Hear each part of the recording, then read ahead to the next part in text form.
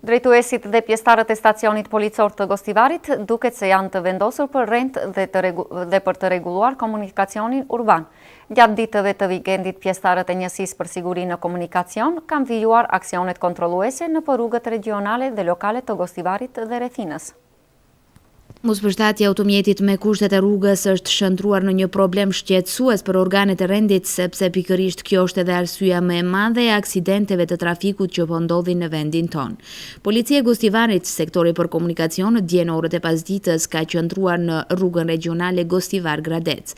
Aksioni ka zgjatur nga ora 16 deri në orën 19, ndërsa sipas një raporti të policisë janë kapur 10 vetura tek të cilat është konstatuar shkelje. Në 6 raste kemi të bëjmë me kalim të shpejtësisë nga 10 deri më 30 km/h dhe ndaj drejtuesve të automjeteve menjëherë janë përgatitur ftesa për pagesë të gjobave në vlerë prej 45 euro.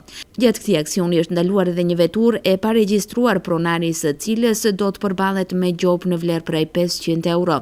Nga stacioni policor në Gostivar njoftojnë se aktivitetet të këtilla janë paraparë që të realizon deri në përfundimin e këtij muaji si dhe gjatë muajit që vjen, me qëllim të identifikimit dhe largimit nga komunikacioni të të gjitha atyre që paraqesin rrezik për jetët e tyre dhe të gjithë pjesëmarrësve në komunikacion.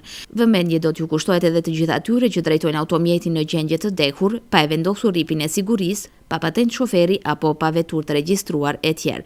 E gjithë kjo me qëllim të krijimit të kushteve për një komunikacion më të sigurt dhe të mbrojtur sadopak nga këto elemente negative që shpesh janë shkak i aksidenteve të trafikut.